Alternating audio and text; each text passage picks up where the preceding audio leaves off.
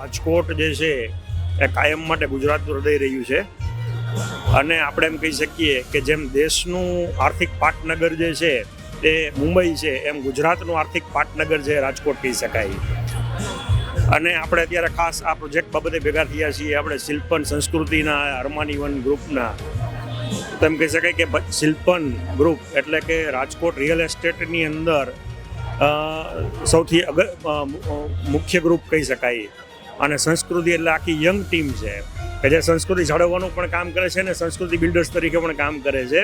એટલે શિલ્પન અને સંસ્કૃતિ ગ્રુપના અરમાની વન પ્રોજેક્ટને મારા ખૂબ ખૂબ અભિનંદન।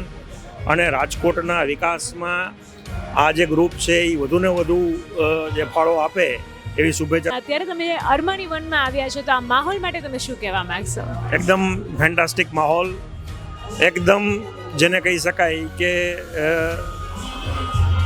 ભવ્યતા અને દિવ્યતા બંનેનો સંગમ કહી શકાય।